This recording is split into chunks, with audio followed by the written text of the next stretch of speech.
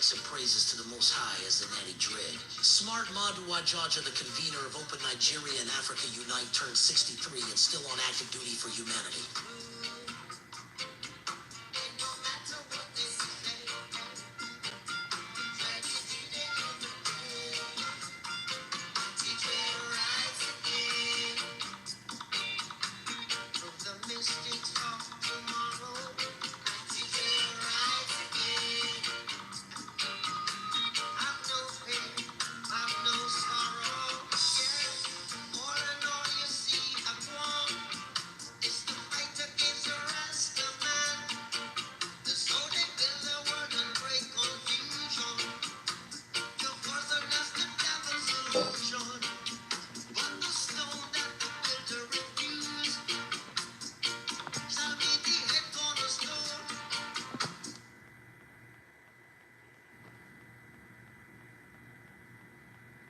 It is an earth-strong day filled with thanks and praises to the Most High as the Natty Dread. Smart Madua Jaja, the convener of Open Nigeria and Africa Unite, turned 63 and still on active duty for humanity.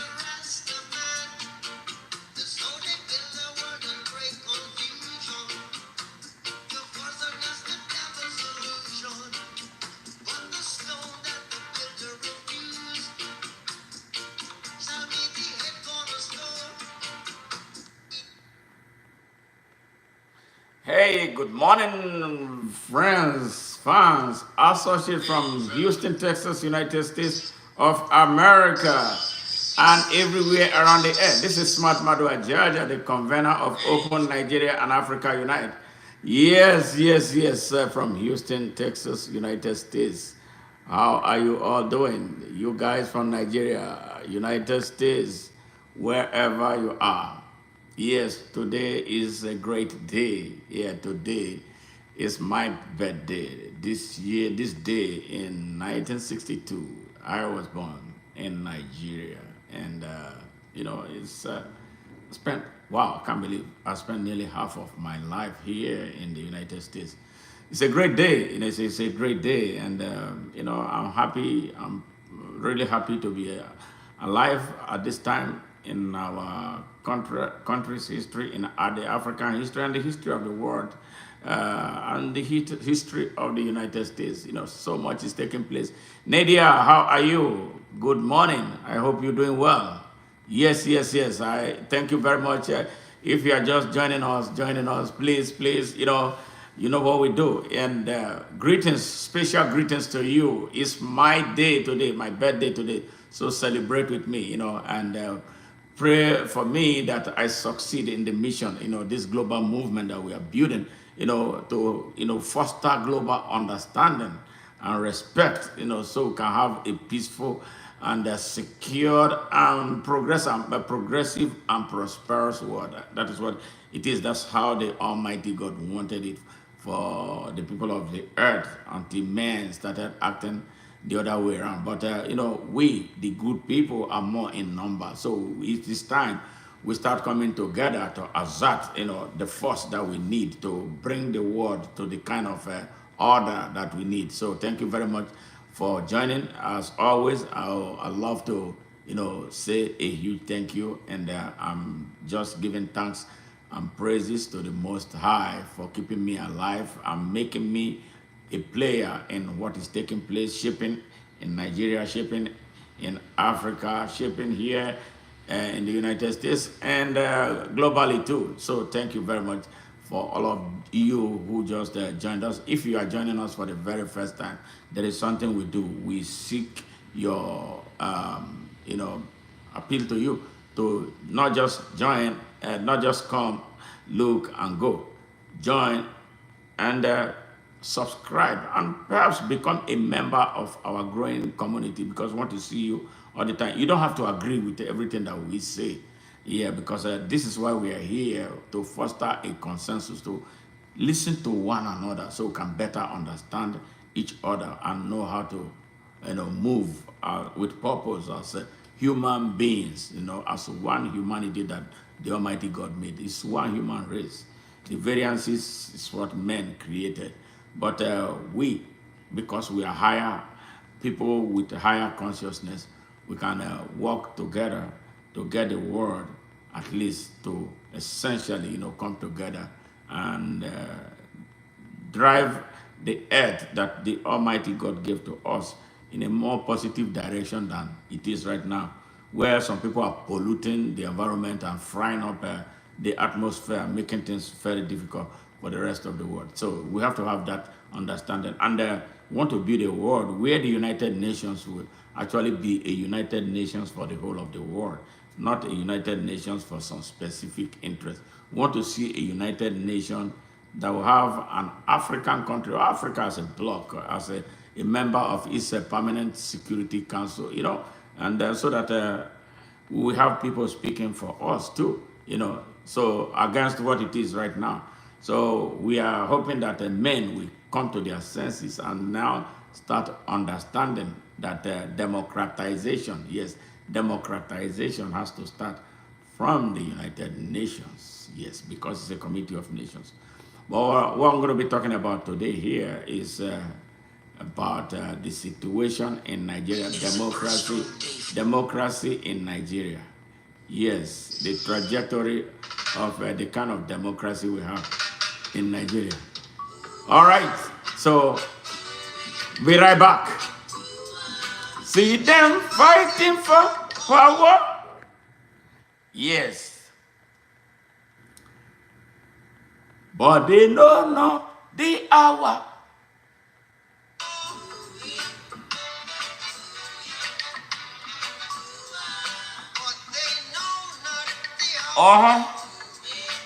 So they be bribing with their guns, papers, and money. All right. Are we ready for this? Are we ready? Are we ready? All right. The convener of Open Nigeria and Africa Unite turned 63 and still on active duty for humanity. All right. Please share. Bring some more people in. We're going to be here for an hour. Yeah, it's 3:41 a.m. Central Standard Time here in Houston, Texas, United States of America.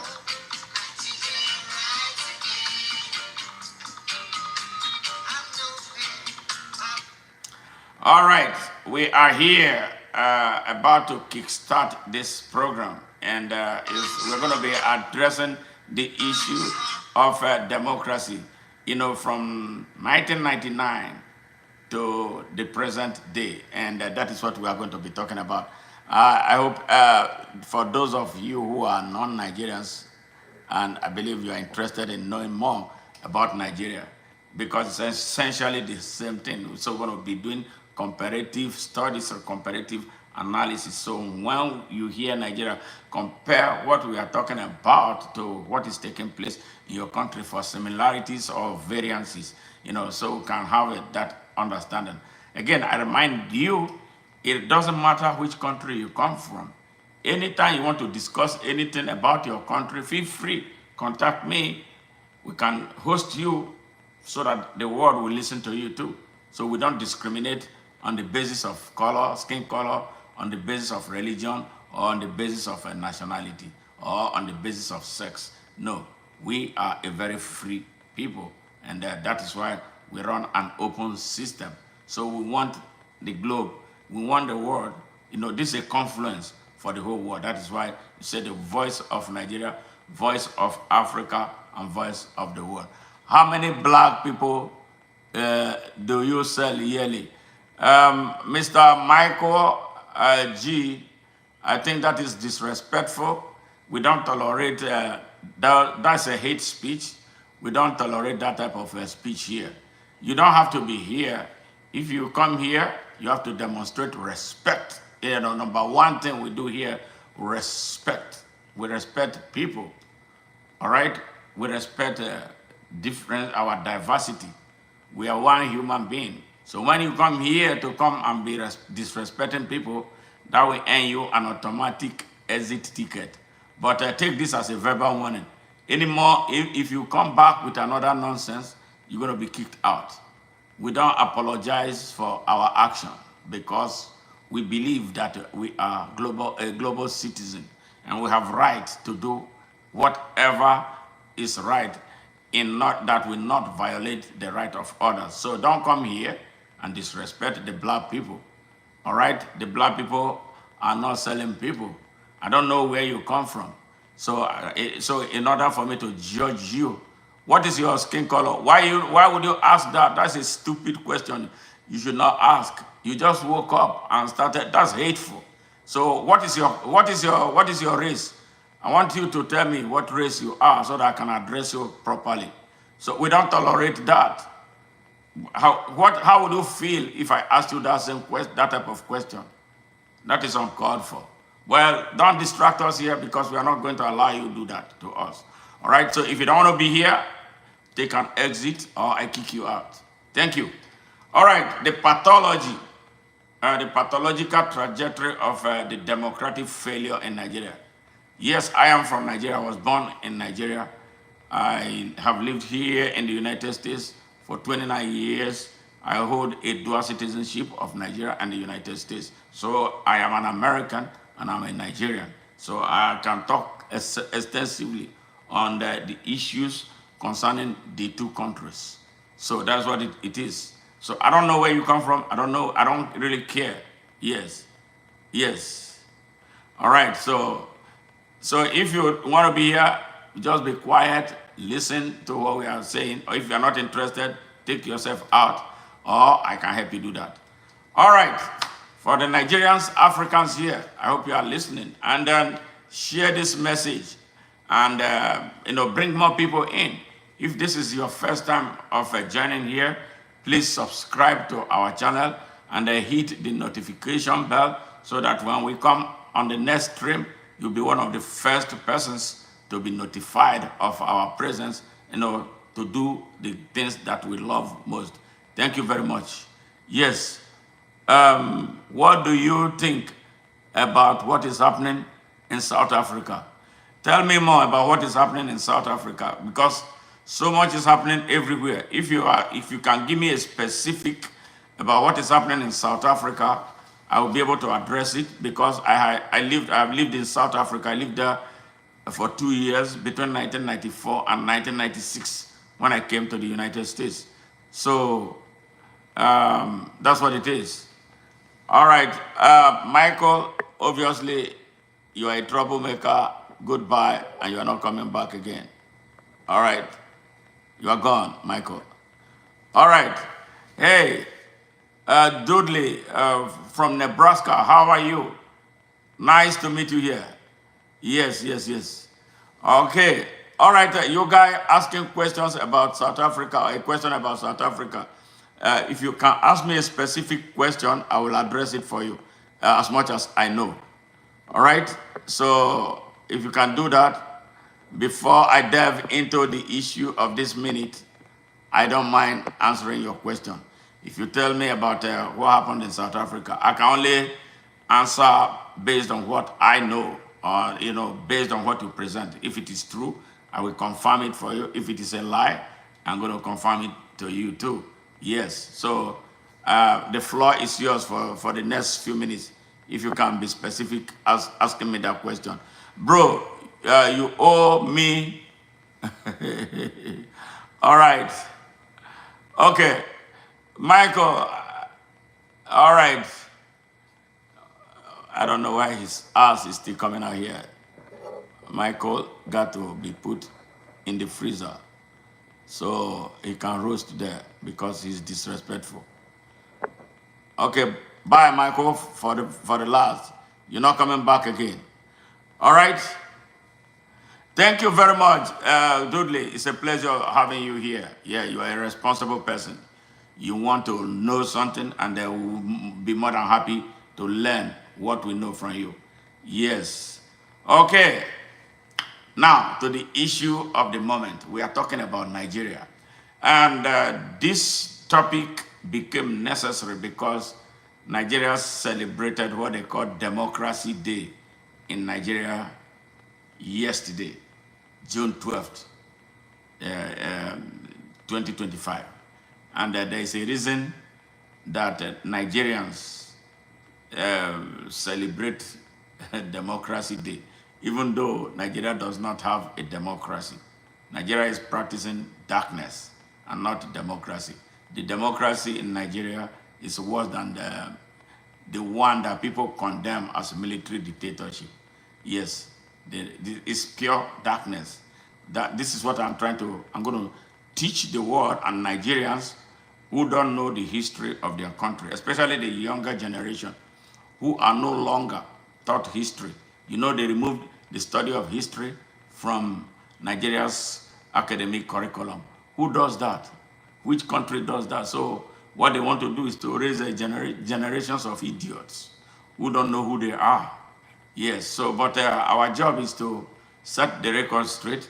What they are not teaching them in the classroom, we teach them, those who are willing to learn, of the classroom, so that we will not be raising idiots as a younger generation or younger citizens of Nigeria. All right, so I'm going to outline what happened before I go into the details, picking on every subject. The whole thing is going to be sequenced so that people will have a clear understanding of how Nigeria started democratically, let me put it that way, in 1990. Well, from 1995, it was turbulent. Then 1999, something like democracy came. I mean, it exists in name. All the institutions are there, but they don't work. Redundant institution, very corrupt institution. So I'm going to run you through how it started. I'm going to start from 1986, when one evil man called General Ibrahim Babangida seized power from the grand commander of terrorism they call Muhammadu Buhari. Yes, in 1986, precisely August 1986. Buhari came to power on 31st of December 1983. Yes, it truncated a democratically elected government of Shehu Shagari. Nigeria is a show of shame. One small minority group of one ethnic minority, very small minority group, has been holding Nigeria in captivity since 1966. Yes. There is a species of Nigerians. Their ancestors migrated into Nigeria. They are not aboriginal Africans, but we didn't mind because they are human beings. We accepted them. We started building a country, but they do not want a country to be built. They have their own agenda. They want to establish their own country. They want to establish their own nation, their Fulani nation. That's what I'm saying, Ottoman Fodio. Let me be very clear about that. People, before now, they gag everybody from talking about it because they make it look like it's politically incorrect to say it. But these guys don't care about the general Nigeria. Every time they come to power to destroy the country. They come to power to, pander to their ethnic nationality, using the resources of Nigeria and using the military might of Nigeria to the detriment and to the disadvantage of the overwhelming Nigerian majority. So the time has come now, with they moving forward, vandalizing the country. You hear about terrorism, you hear about banditry. They are the ones responsible for it. And they are found in the north of Nigeria. When you hear about northern Nigeria, when you hear about northern elders, when you hear about northern political elites, it's not any other group of people. Yeah, they make it look like it is the north that they represent, but truly, in truth and in spirit, they don't represent any damn north. They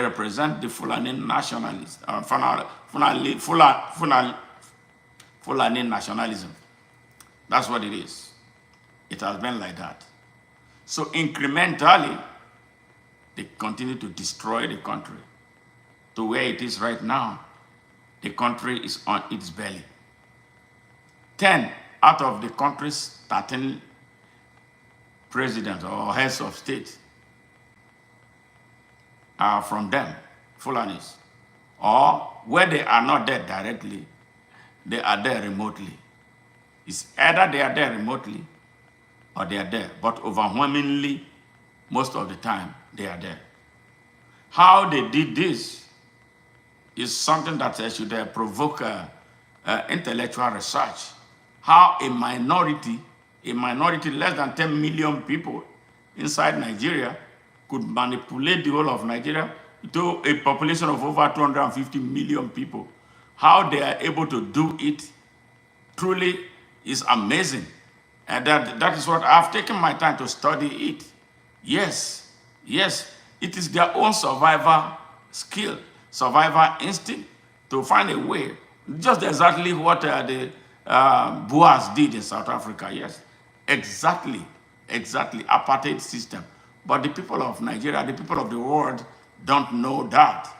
There's apartheid. And Nigeria spent a lot of money, to fight apartheid in South Africa.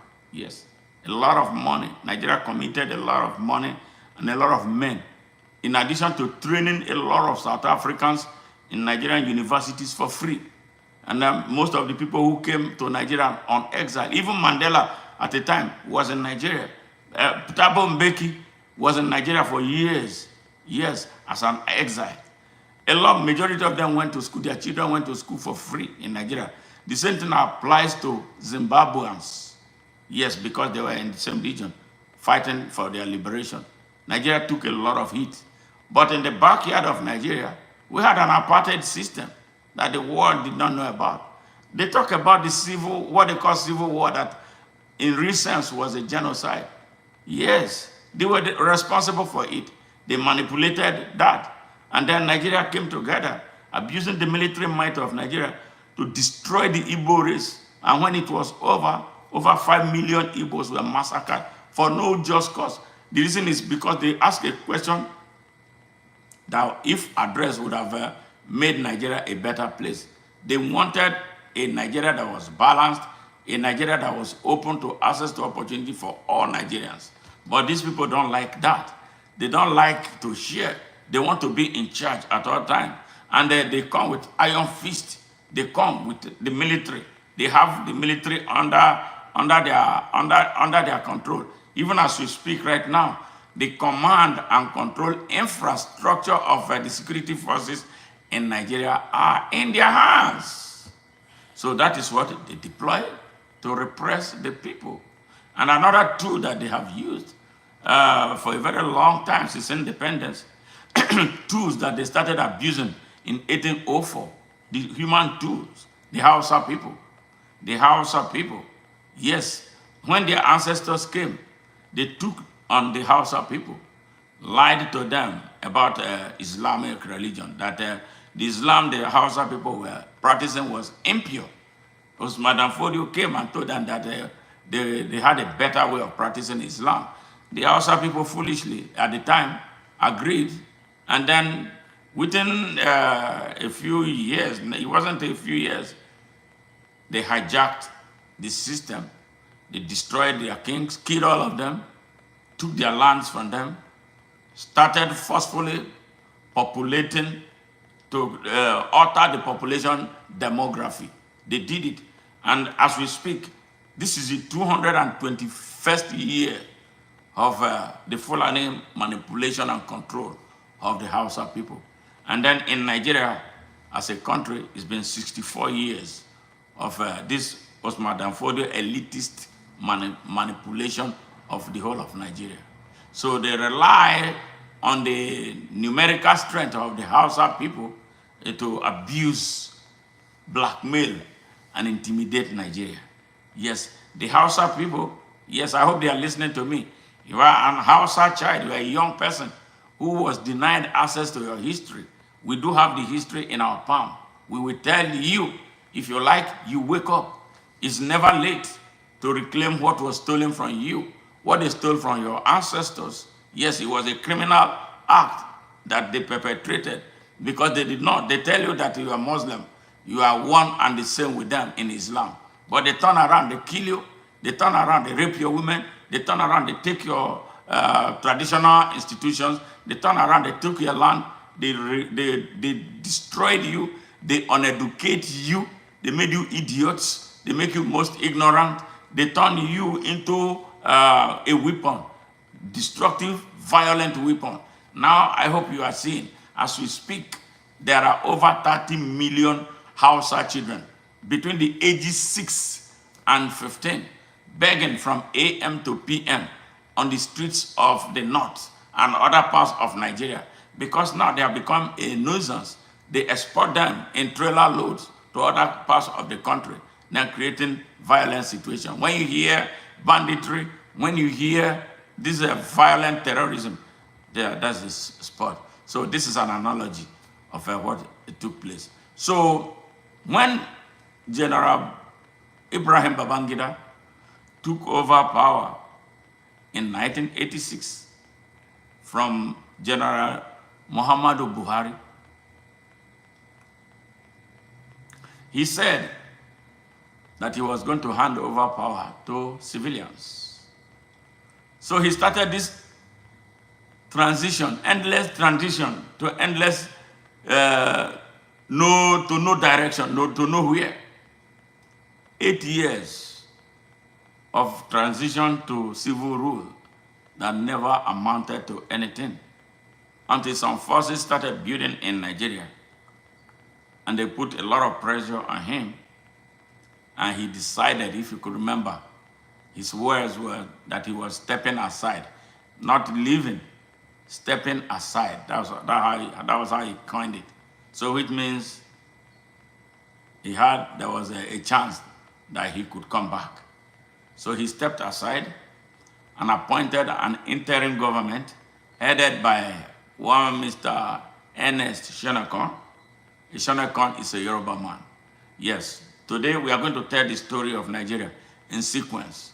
We do our best not to leave anything unmentioned for the benefit of the people of Nigeria, especially the young people who are rudderless. Nigerian youths are mostly rudderless because they don't know better.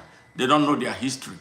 If you know your history, then you would know where you are coming from. So what I'm trying to do is to use my understanding of the Nigerian history to heal Nigeria, to bring an understanding to young people whose forebears were at war with one another, so that this culture of hate, culture of division in Nigeria will be solved for once. And you know one thing that the people in the north, the Fulani elites, who claim they are northern leaders, northern elders, northern political class, northern religious leader, you see, everything is about them, no other person. They corner everything. How they do it, I don't know. So they are the ones. Whenever they say northern leaders, you will not find a Hausa man there. Never. They have subjugated the Hausa people to like dust that cannot rise. Yes, can you imagine 30 million children on the street, hopeless, when they are supposed to be in class, learning, condemned? That's genocide. Policy genocide. Deliberate policy not to educate the Hausa people. That is genocide. It's happening in Nigeria. And sadly, the Hausa people do not know. Some of a few Hausa people who are educated, who ought to be enlightening their people, they are selfish. They don't do that. So once like they escape poverty, they become Fulanis. Yes, that's the story of the Hausa man. The ones that are educated, they now they are at par with the oppressors of their people. They don't speak out for their people. As long as they are comfortable, as long as they occupy positions, and the position that is supposed to be theirs, to direct in the first place, that this Ottoman Fodio elitist Fulanis seized from them, and then whenever they offer them, it's like they are doing them a favor. So they keep quiet. Why their children, Hausa children, are on the street begging. So I am calling on the Hausa people. You got to do something, especially you who have been lifted out of poverty. You cannot be so selfish. I know it hurts you, but you don't know how to approach it. But now this is a national disaster that all of us must unite to solve. I am ready. A lot of Nigerians are ready. The division of the past that made you think that me who come, you say we are Northerners. You call us Kafiri, all right? Because that's what they put in your mind. How dare you call me a Kafiri because I am not a Muslim, but I am a Nigerian like you. And then some of those who call us Kafiri are people who cannot even feed themselves. You know, can you imagine? That is their mindset. So that mindset is what must die right now. And that mindset is what led to them always emphasizing the North. Not like if the North is a country. Yes, the North is an imaginary country in direct competition with the sovereignty of Nigeria. That has always been the case. That is why the country is so divided. And every time they come, they will tell you about the North. Somebody will come now, he wants to be president of Nigeria, and he's telling me about the North. How can he be a good president of Nigeria? That was why Buhari was a disaster. He was a failure. That was why Babangida was a failure, because he pandered to the North. That was how Shehu Shagari was a failure, because they come with this obnoxious Northern mentality. It is the North is Nigeria. That's what they want. They breathe down on the whole of Nigeria. And the people of Nigeria from other parts of Nigeria have been tolerating this nonsense for a very long time, because chiefly the politicians from other parts of the country are corrupt. And these people have money that they have stolen from the economy of Nigeria. So when they come to the National Assembly, they don't get anything done, yes, except things that will benefit them, not even the North, things that would benefit their pockets in the name of the North. Yes, so they will give money to politicians from other parts of the North. Now, let me call one person. Ojuzo Kalu is one of them. Yes, and many of them like that. Once they pocket money, you see them talking nonsense. And their own people are dying. This minority is subjugating the whole of Nigeria. This minority is holding the whole of the country hostage. Nigeria is supposed to be where the United States is right now. If Nigeria was allowed to run and develop, these are the people setting the country back. The North, the northern elements in Nigeria, they are responsible for all that is taking place in Nigeria. They are responsible for the retardation of Nigeria. They are responsible for the lack and arrest of development in Nigeria. So we must break their chain. Yes, they know that their time is up. That is why they have decided to start shooting up our country. Yes, they don't like, they hate modernity. How on earth will you hear that there are some people are still rearing cattle on the streets? Yeah, cattle. They will come, they say they will come from Mali. They will come from Niger. They bring cattle from Mauritania across the whole of Africa, bring them to Nigeria. Yes, so because of the porous border in the north of Nigeria, and that is where all the terrorists from the Sahel are coming into Nigeria from. Their mission is to seize Nigeria. And those terrorists, what? They are Fulani nationalists. Yes, brought into our country by the Fulani political elites who want to build a country using Nigeria. Yes, and then drive the whole of Nigeria. If you're a Nigerian right now, you are from wherever you are, listen very carefully to me. You may think it's politics as usual. It's not. This is not about APC politics. This is not about PDP politics. This is real. Nigeria is going through a jihad, and the mission is to take Nigeria. Not just Nigeria. They have their eyes on other parts of West Africa. What is happening in Burkina Faso, they have a hand in it. All right? So listen carefully so you know your history. Then after hearing me, and you go and do otherwise, you're on your own. But I will tell you the truth. So, Buhari, Babangida was forced he stepped aside. He brought about an interim government headed by Ernest Shanakon. While he was leaving, he left one man behind. Maybe that was the meaning of his stepping aside. And that man was General Sani Abacha. Yes. Babangida could have retired Abacha so that all of them would go at the same time. But he left him behind. Yes. He left him behind. He wasn't, but a few months, Abacha eased Shonekan away. The interim government fell. He was pushed out. Abacha took over. Now, I backtrack, please. When Babangida, why did Babangida leave? Because he was forced now, after playing so many games of a transition, banning and unbanning politicians. They got to a point where, okay, now he was forced to organize an election. There was an election. And the two candidates were MKO Abiola, a Yoruba man from the southwest of Nigeria, and the other one was Tofa. I bet it's a Fulani man from the north. So the two parties we had them was a Social Democratic Party and the National Republican Convention, NRC. They went to they campaigned, they went for the election, and there was this creative political science, man, it was ingenious, the type of election Nigeria had. I don't know that that election could be held here. It was the best election ever I have ever seen anywhere on earth. It was not expensive to organize. There was no use of electronics. It was an organic election. No single person died. No Nigerian died.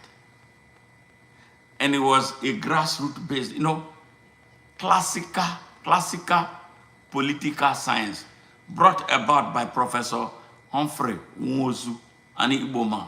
Very creatively ingenious. The build-up to the election started from the grassroots, from the from the unit, from the functional unit of Nigeria. Yes. Everybody was involved. It was so interesting that you really wanted to be a part of that process. The campaign, it was so smooth, so sweet. And the people came. There was no ballot paper, no ballot paper. It was just so organic. And it brought the best out of the people. The people knew what they wanted. And they went and chose. Nobody was paid money like they are paying money now. It was a simple election. It was cheap for the country. And everybody came enthusiastically. Oh, who are you supporting? From the grassroots, that's where the primary started, until they built it up to the national level. And then the two candidates emerged seamlessly. Who do you want among these two? If you were corrupt, you'll be so ashamed to stand behind a bad man. So everybody behaved themselves until the two candidates emerged. And the election came. The result came. Something was upset. The tradition of Nigeria that favored the so-called North. The lies they have been telling Nigerians all these years, including the lies related to population. Yes, the lies related to everything was exposed. We have this obnoxious acceptance that the North the population of the north is more than the population of the rest of Nigeria. It's a lie. It's a biological nonsense, nonsense that has no scientific backing. The creation of the British, not because I care about who is more in number in Nigeria, but they defied the science of reproductive biology. I'm a reproductive biologist. They defied the science of ecology. And all that promotes fertility. They defied what creates infant mortality and what favors survival of the human being. Yes, Nigeria is a bag of lies. And the earlier we come to terms to the extent of wanting to build a real country, the better for us. Everything about Nigeria is a lie. The population is estimation. We cannot count. Because some people will go and import people from Niger. They will go and import people from Mali. They will go and import people from as far as Mauritania to be counted. They go into Chad to bring people to be counted as Nigerians. They even go to Cameroon to recruit people. That's how they enjoy the numerical superiority that cannot be supported by science. Now all that is being exposed right now. Yes. I am saying this not because I care. I live here in the United States. When you do censuses here, those who are Americans listening to me, census is nobody comes as an enumerator to come and count you. You count yourself. How many are you in your family? You fill out the number and you put it in the mail. Put it in the mail. They record it. Now they have made it easier. You can even, when there is census now, you can do your thing on Facebook. You can do it on Instagram. And people come out and do it honestly. Not because they are looking for racial supremacist thing or numerical thing that they are going to use to subjugate or repress anybody. It's good for strategic national planning. It is good for crime control and all that. But they won't have it in Nigeria. Yeah, these are the same people who are practicing age-long cattle rearing thing that they have been doing for over 2,000 years. They want to continue it in the 21st century. They tell you that they have grazing roots. Yes, they hate modernity. This is 21st century. Here, all cattle belong to the ranch. They don't want to own ranch. You are running a business. You don't want to invest in your business. You don't want to modernize your business. Nigeria was even planning to buy grass for them from Brazil. Until some of us started kicking, why should you be buying grass for a businessman? A businessman should grow his business. It's not the business of the government. Yeah, it's okay for government to subsidize certain things in agriculture, but this is pure business. They are not producing cattle to feed the Nigerian people for free. They are selling it to those who care to buy the cattle. So why should I buy their grass? Who is giving me from the Niger Delta? Who is giving me money to buy fertilizer? Or giving me something to produce fish that we catch from the Atlantic Ocean? Yes. See, that's how they are overfed. So they are the same people who will take their cattle into people's private property and their cattle will destroy it and that they don't pay compensation. When you ask them, they bring out AK-47 and then start shooting up the country. Yes, all the illegally acquired firearms, they carry in broad daylight AK-47 because they have become this ethnic group that nobody can touch. Yeah, because of the corrupt leadership and what they have done to the leadership infrastructure in Nigeria. They create this sense of fear, that all Nigerians are scared of this brand of Fulanis. Oh, they are so violent, leave them alone. But they are destroying our country. When they are in political leadership, they destroy. As ordinary people, they destroy. So they make them so heady that they don't respect the rule of law. They have no respect for anybody. They have no respect for people's right and their privacy. They will come and think that they can establish colonies like they have done all over Nigeria. They go and live inside the bush. People live inside the town, but they live inside the bush. They are the ones kidnapping our women, our people, raping the women, robbing the people, killing people, and selling their body parts. Yeah, they sell kidneys now. They sell people's heart. They sell people's liver. And nobody is doing anything to them. Nobody does anything. So this is the reason why Nigeria has become a docile country, an empire of cowards. Never has been like that. This is this generation of Nigerians. I don't know what they did to them. That is why they can't even rise up. We have been preaching, stand up, stand up. What do? They go and join the same political party from where their oppressors are coming to kill them. Yes, this is the new Nigeria. And this is what we are talking about.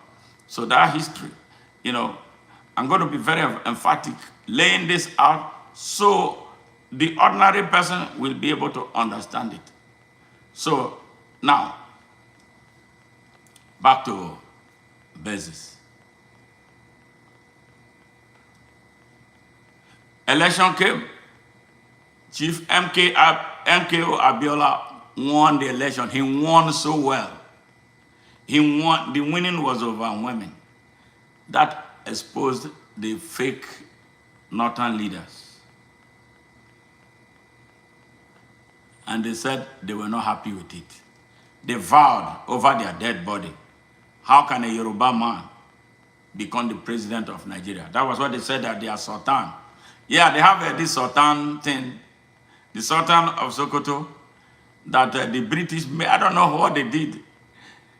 They gave him this air of that is the owner of Nigeria, is the leader of Nigeria. Bloody fool, So that the Sultan was not happy. Something has to be done. They have to nullify. Babangida in his book now, because I think he's about to die. When they are about to die, they want to do right so that they think they can bribe God. So God will allow them in his kingdom. God told you to do right here on earth. When you don't do right, you're going to be punished for seeing the right thing and not doing it. Babangida was a beneficiary of the evil against the people of Nigeria. So he wrote his memoir that he published about 2-3 months ago.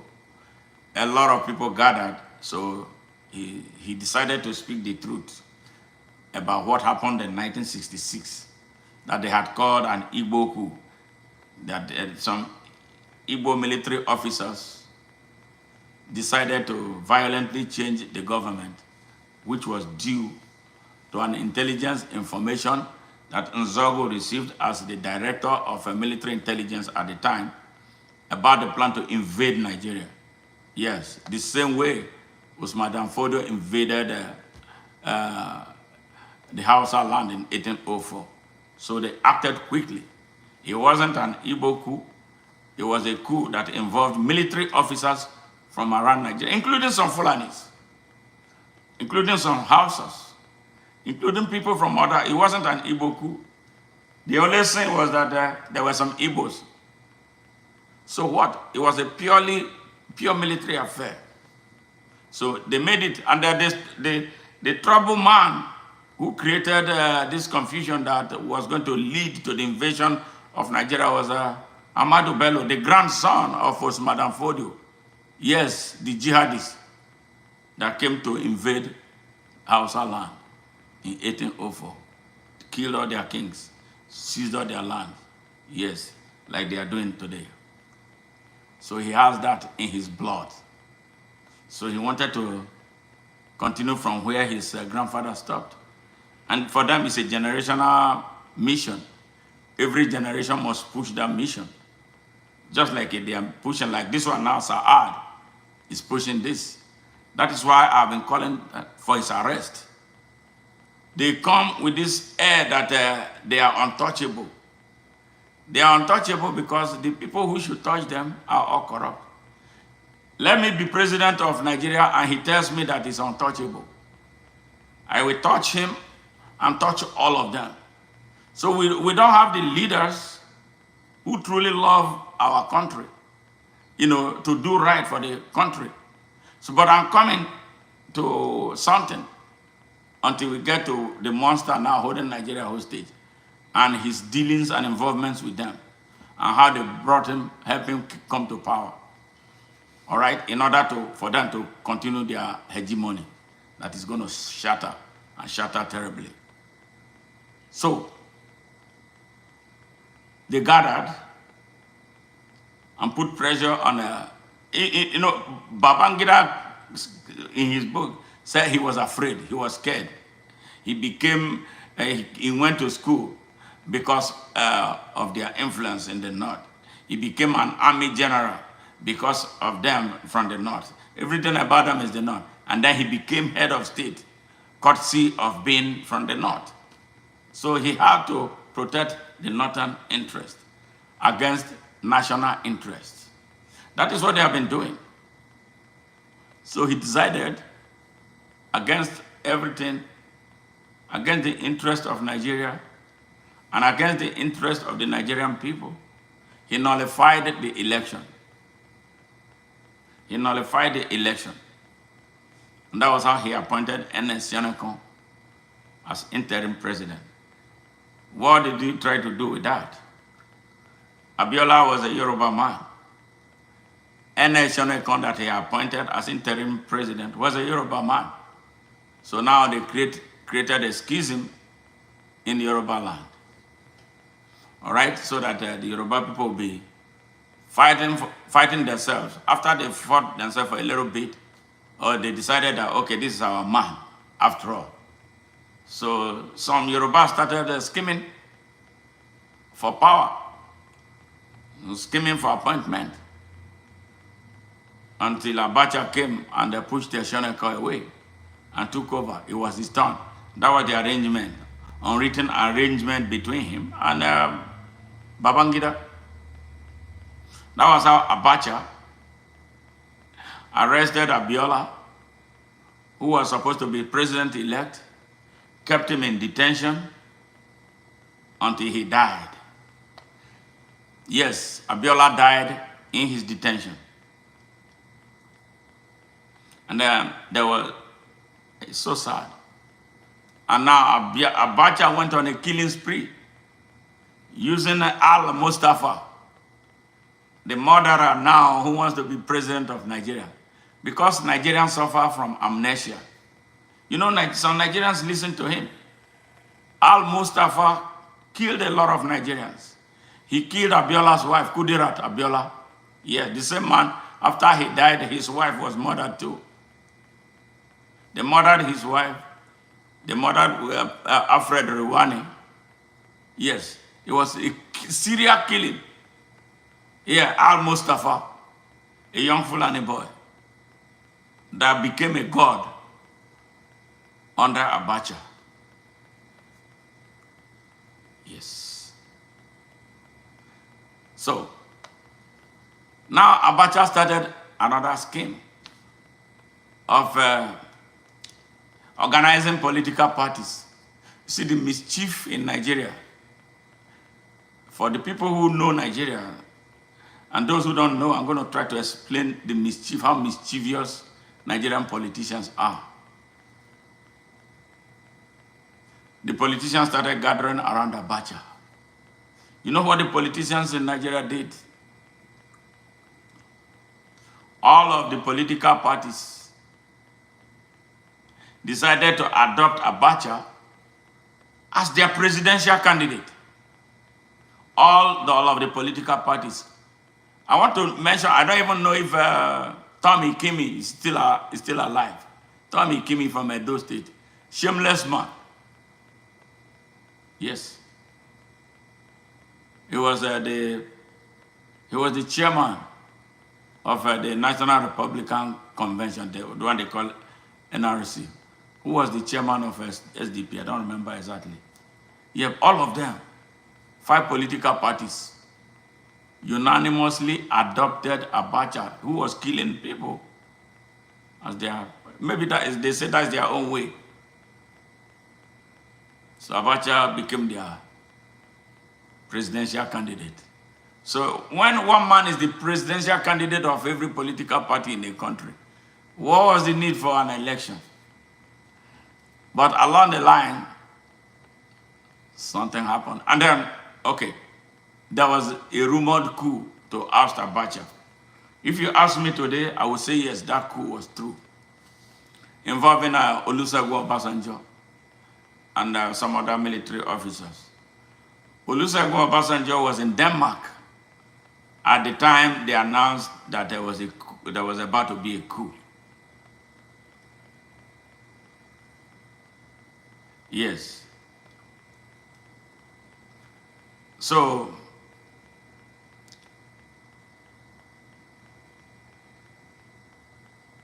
he was in Denmark. I think his imperial European connections who were involved in the coup, as always, they told him to brace it and return to Nigeria. On his own, he's a coward. He would never return to Nigeria. But he acted as that lion that he was not. Opportunist, Obasanjo was. He came, boarded the plane to Nigeria from Denmark, and he was arrested on arrival and put in jail. Abacha was hell-bent. He was going to kill him. But I think the pressure from the international community became so much.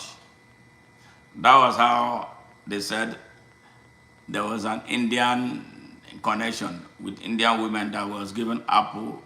Maybe Abacha loved women somehow. That's what we hear. It's a conspiracy story. Then he ate apple, and then the rest is history. Now,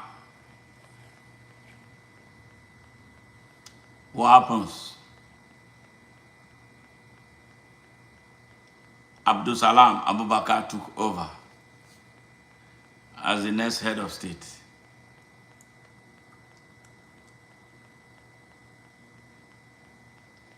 Yes.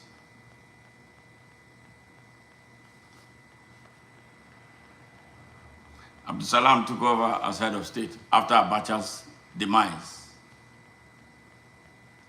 Within 3 months, this man wiped out the country's external reserve. Another northerner. Now, he released Obasanjo from prison. He didn't want to stay. He already made the money he wanted to make. He wasn't a product of wanted someone who was interested in leading any country. So the opportunity came, he used it. And nobody's asking questions about what happened to our external reserve, how it dipped so swiftly. Now everybody celebrates him as a national hero. That was how they brought Obasanjo from prison to become president. He wasn't supposed to be. He was not a politician. He was not a career politician. They put him there not by merit. It was a military coercion with which he came to power. And I know the people who formed the PDP, let's say Kwame and all that, how they manipulated and schemed the Alex Kwame out of contention was somehow, but it happened. So now, Obasanjo was to become president. Prior to that, because of the sanctions against Abacha, I want to talk about Abacha.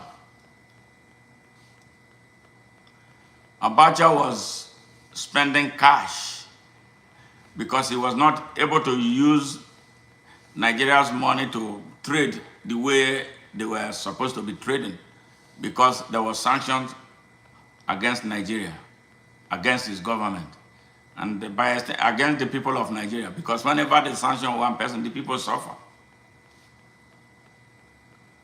Abacha gave so much money to individuals, so they were running Nigeria through the black market. So when he died, all those people he gave money, they pocketed the money.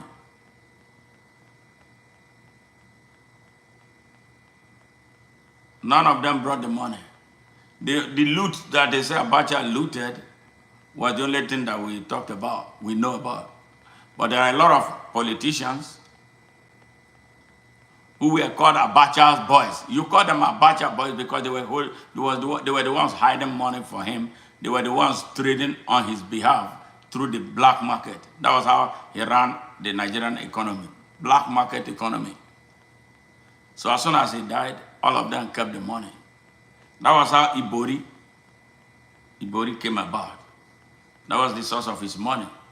He didn't work hard to make any money. So he was one of the Abacha boys. And there are so many of them who kept the money. Nigeria knows them, but they are not coming after them. They are the ones now holding Nigeria hostage for the most part of it. I was happy the wife was speaking the other day, asking that questions should be directed at Abdulsalami about money. Abacha gave so much money to a lot of people to hold. But as soon as he died, all those people took the money. Then came Obasanjo. He came dictatorially. By nature, he doesn't know, he has no manners of approach. His violent military thing, that was all he knew. He lacked the diplomacy. But people call him a good leader now. He had the opportunity to change Nigeria. Because if you are president of Nigeria, you are like a god. The position of the president of Nigeria is more powerful than that of the United States. Because the Nigerian president does not have control. He is the all and all. Anything he says goes. So everybody was being run like an animal under Obasanjo. He finished his first 4 years. He went again for another 4 years. Before the 4 years ended, he wanted some more. Before people started resisting him. That's how he swallowed his third-term plan. And then he brought Yaradua, a sick man, a man that was really ill, who needed to take time off to take care of his health. Good guy. He was a good man. He came. 2 years, he became sick, very sick. And then he died eventually. His death was politicized, even though he died some maybe weeks before. But they were still telling us that he was alive. Nigerian pastors, bishops, Nigerian imams will go to the presidential villa. They come out and lied to the people of Nigeria that they saw him, he was doing okay. Until eventually, they couldn't hide it anymore. And now this squabble for the person to lead him, to take over from him, arose. This same Fulani North, they didn't want the vice president, who should constitutionally be taken over. They didn't want him to take over. They were maneuvering to bring somebody from among them to become the president, outside the provision of the Nigerian Constitution. Yes. So when they met a brick wall, it wasn't working. David Mark, another useless man, David Mark, corrupt. Yes. They decided to use what they call doctrine of necessity. to bring Goodluck Jonathan to power to constitutionally assume the presidency of Nigeria, or to become president of Nigeria. He became president of Nigeria. He came to Houston twice. I know I met him twice here in Houston. We told him this is an opportunity for you to undo the damage that has been done to Nigeria. So Nigeria will be open to every Nigerian. Everything he agreed, the restructuring he was going to do about Nigeria, he went back and did a direct opposite. Because now he was more interested in becoming president. After he served out Yaradua's first tenure, he went into an election which I would call a national blackmail that all of us bought into because someone from the Niger Delta had never been president of Nigeria. And they were able to sell that, push it so hard. The rest of Nigeria keyed into it. And then he won a standalone election that will give him 6 years. Yes, after serving out Yaradua's 2 years, he served his own standalone election 6 years, and he wanted more. The 6 years he had, what did he do with it? He did absolutely nothing. Even if they call him, the Nigerians say he's the father of democracy. I don't know how he became the father of democracy. He did everything, but anything that will make Nigeria move forward. For his greed for power, the same people that we had told him, warned him about, that we don't want these people to be in charge of Nigeria's destiny anymore because of how they run the destiny of Nigeria aground. He went back to them. He wanted their support. You can never trust them. In the first place, they don't love Nigeria. They don't care about Nigeria. They don't belong to Nigeria. They don't want to. They only belong to Nigeria for what they want from Nigeria. They are most unpatriotic. They are divisive. They are arrogantly ignorant. They are savage, wicked, exploitative, and repressive, oppressive. He went to them. You know what they told him? They were scared of Dr. Festus Odumegu,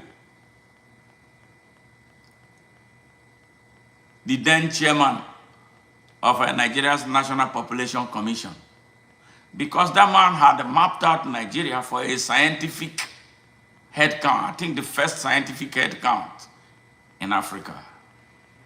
He had mapped out strategies to make that happen. He said scientists. They were scared because they were going to be exposed about all the lies that they have been talking about their population in Nigeria. So they told Jonathan Goodluck, remove that man and we will support you for your second tenure.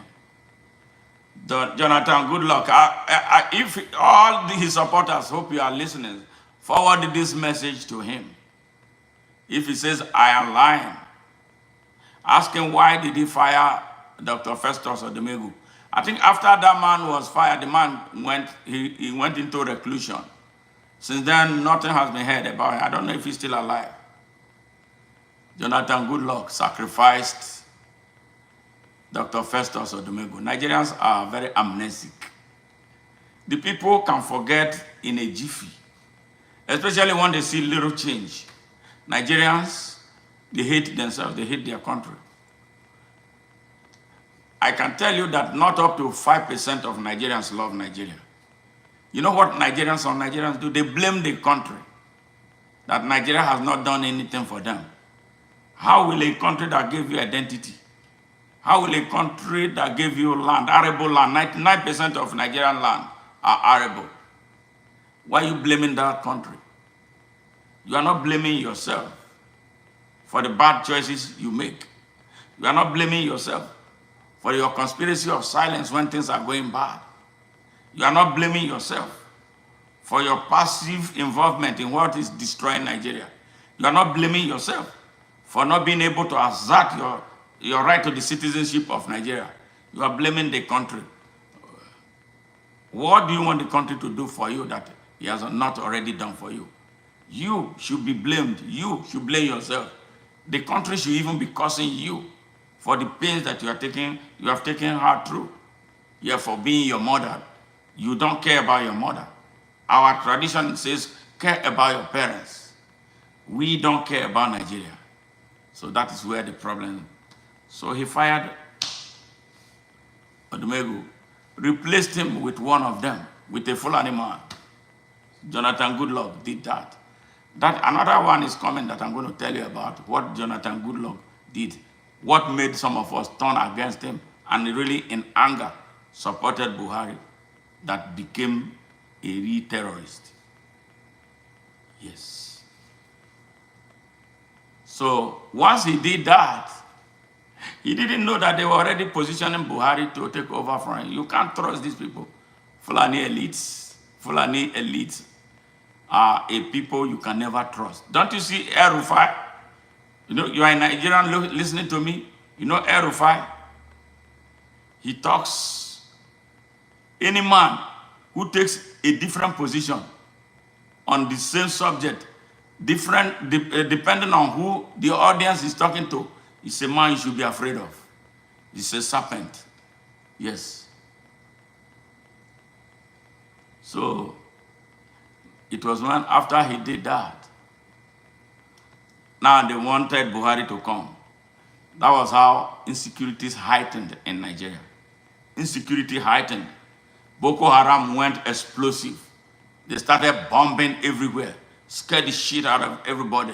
That was to prepare us for what was to happen. Yes, if Jonathan Goodluck refuses to hand over power. So everywhere was on fire in Nigeria. The same thing they are starting right now with Ebola Ahmed Tinubu. Yes, that is how they operate. They will heighten insecurity in Nigeria. They are Boko Haram. They are the ones who brought Boko Haram. But nobody, because these guys are spineless, and because they eat with those satans, they cannot do anything. They can't do the same to me because I'm not going to jive with them.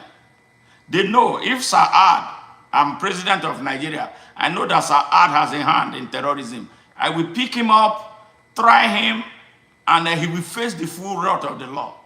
But Bola Ahmed Tinubu cannot do it. You know why? Saad was part of those who brought him, compromised the judiciary, compromised our army to make them work for him. You see what I'm saying? Yeah, that is why Bola Ahmed Tinubu cannot.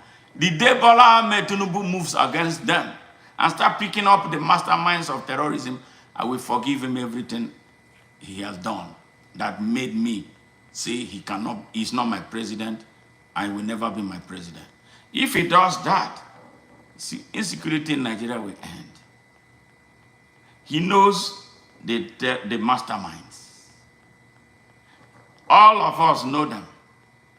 But some of us who know them don't have access to the power to use to get them. He has the power, but he will not use it because they have men who will come after him.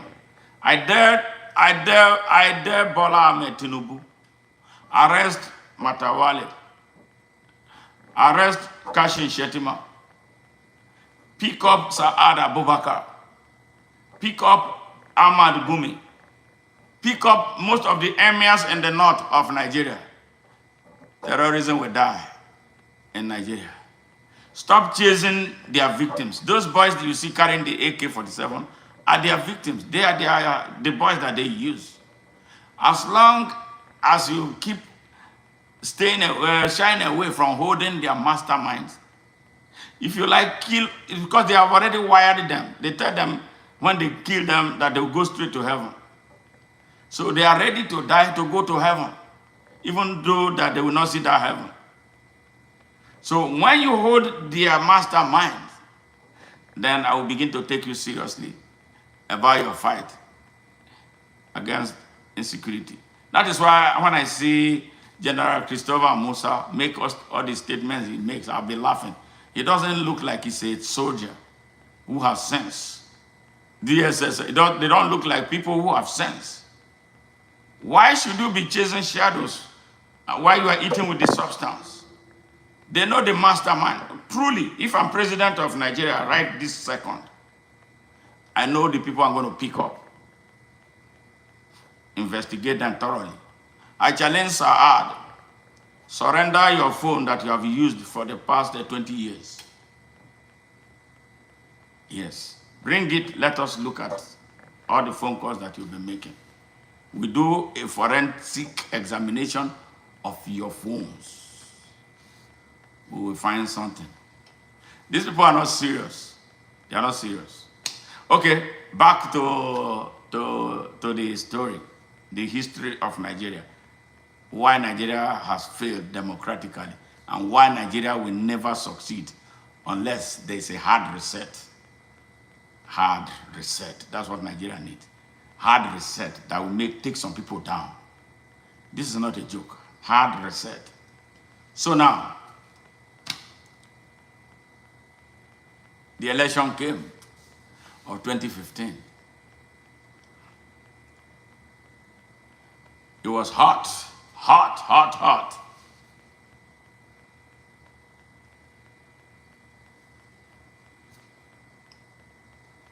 Goodluck Jonathan lost the election. He handed over power. Buhari took. The economy was already bad because Jonathan Goodluck opened the vote of Nigeria, the economy of the treasury of Nigeria. He opened it up for Dasuki, another Fulani that he brought as his national security advisor. All right, that man walloped the Nigerian treasury, lost all their PDP guns,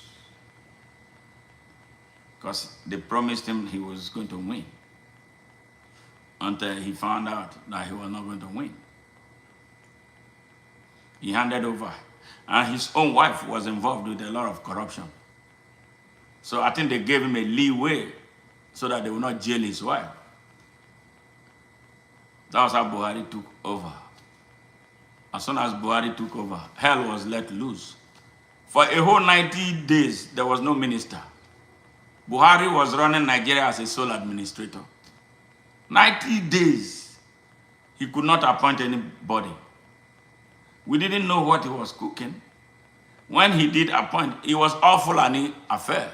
All Fulani affair. If you're a Fulani here listening to me, you know, we are not afraid of talking about it. Yes, you saw it. The one funny thing about these people, Fulani elites, and Fulanis generally, when their people are doing evil, you hardly see them come out to challenge it. And then they say we are in the same country. They will keep quiet. Even the Hausa people will keep quiet. Yes, they forget that our destiny, for one reason or the other, is tied together. That the destruction that these people are bringing upon our country is a destruction they are bringing upon themselves, upon all of us. Because they don't care about anybody.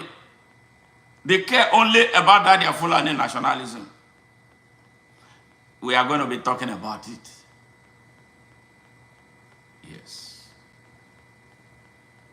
So he appointed all Fulani, nearly all Fulani ministers, all the strategic institutions taken over by Fulanis. So they entrenched themselves and expanded their mission towards building a Fulani nation. They destroyed the fabric of the Nigerian armed forces. Yes. And it's going to take a long time to fix what they damaged. If you ask me, I'm going to dismantle the Nigerian armed forces to rebuild it so that we can have a real national army. That is why our army is so violent. They make them violent. They use them to force the people, to intimidate the people. Yes. You need to know what they are doing in the east of Nigeria as we speak. They are massacring young people. If you are young, the young Igbo man, they catch you, you are gone. They bury you in shallow graves. That is a bomb that is going to explode in no distant time. We are going to uncover so many graves that these people buried young people. They are slaughtering them. You know what is happening in Gaza? Yeah, that is what is happening in Nigeria. Worst form of it. Yes, on a large scale. Even the Nigerian media will not say anything about it. Nigerian media, very corrupt media. I don't trust them, I don't believe in them. Because their owners are part of what is hot in Nigeria. They leave that, they don't report it. All they report is Bola Tinubu went here, that's all they do. They are not investigative. The journalists in Nigeria will sit down at home, cook up story and make them into headline news without doing the job. That is how bad Nigeria is. Nigeria is bad on all fronts. The country is a beautiful country, but populated by criminals as leaders at all levels and in all sectors and in all strategic institutions. I'm telling you, that is how bad things are with Nigeria. So, for 8 years, Muhammadu Buhari ruined the country. He empowered Boko Haram.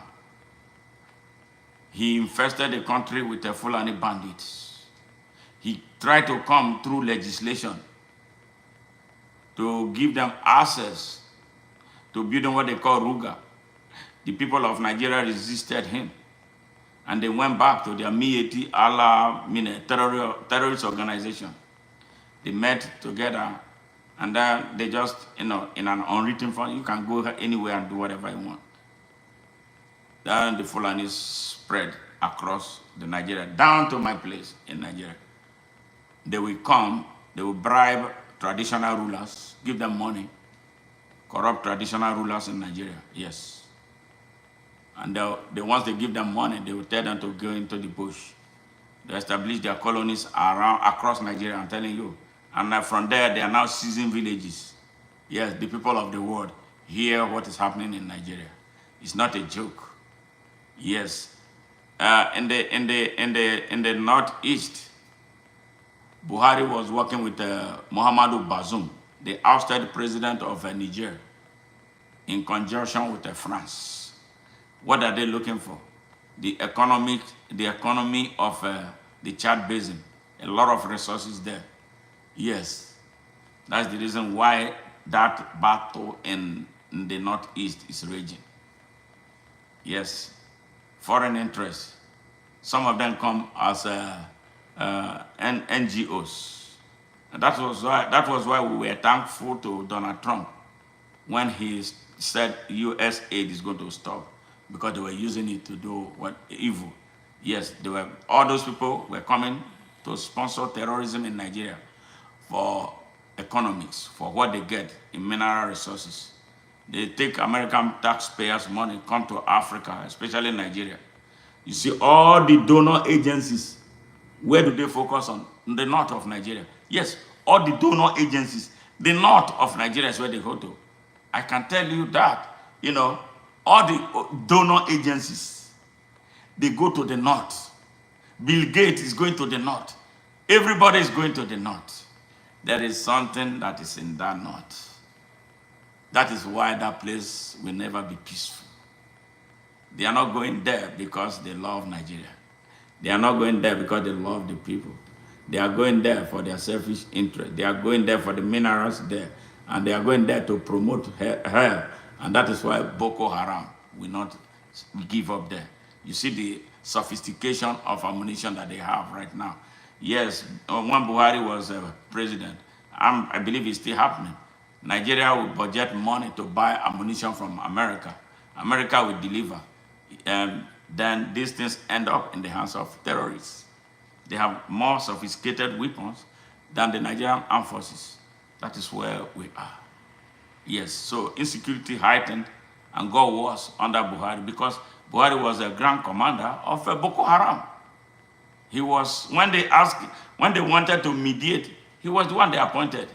So if he did not have anything to do with them, they won't appoint him. He's one of them. Yes. So that was when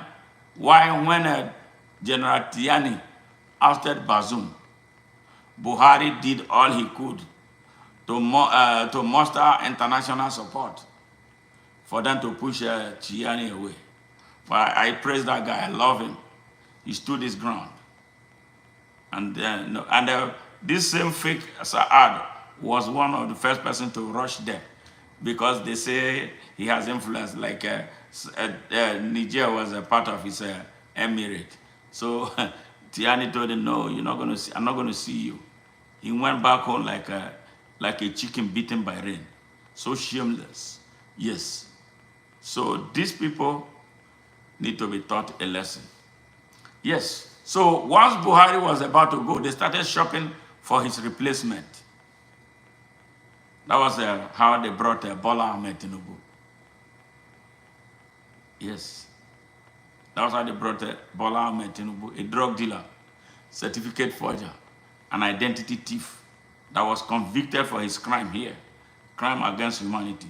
He sold drugs in commercial quantities here in the United States.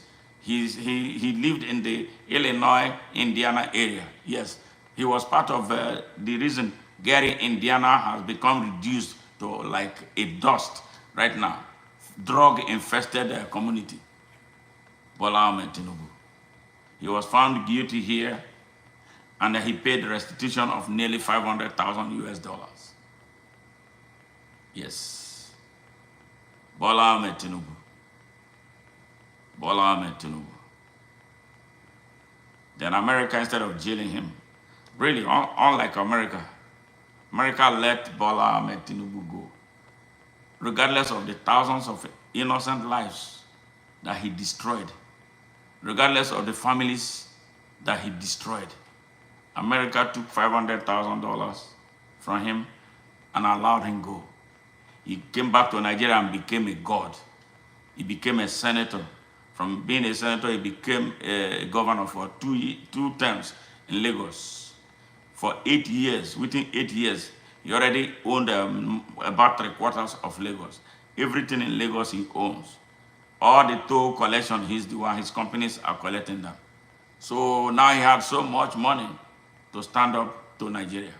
Yes. So it was easy for him to buy up everything. For you to win an election in Nigeria, you have to buy up the police, you buy the armed forces, you buy the judiciary, you buy the traditional institution, you buy everything buyable. Yes. And he had all this money to buy them. During the APC presidential primaries, he was spending dollars to buy delegates. Nobody could match him. Nobody could match him. Even when there was the problem with the Nigerian currency that they changed, they tried to, maybe perhaps it was against him, so that, that's what they say. He was able. He has one of the big bank owners in Nigeria, yes, whose house it was that he first visited once he was illegally and illegitimately declared winner. It was his house that he first visited to thank him. For a job well done, for supplying the cash through his bank. Right? We know the person. On our Siam, Nigerians, you saw the person. This is how mischievous we are as a people. We have become a country that loves evil. And then we complain about how evil is affecting us. But we mingle with evil. We eat and dine with evil. We drink evil. We eat evil. We sleep with evil. Everything about Nigeria now is evil. Evil. Nearly everybody is doing evil. Whether you want to do it or you didn't want to do it, because the evil has infested the system, you will see yourself doing evil. In the church is evil. In the mosque is evil. In the marketplace is evil. Evil has taken over Nigeria. Evil men have taken over Nigeria. It's so hard to find a purely good person in Nigeria these days. Not because that they want to be bad, because the system has gotten so bad now. that the only thing to do is bad. Yes. Patriotism is under assault. The way Nigeria is right now, even if the Peter Obi, everybody is saying that he's a good man, becomes president of Nigeria tomorrow, he will be a lame dog. I'm not saying it out of dislike for him. It's going to be very difficult. Is he ready to be someone like me who will be ruthless with evil man? He's negotiating with them.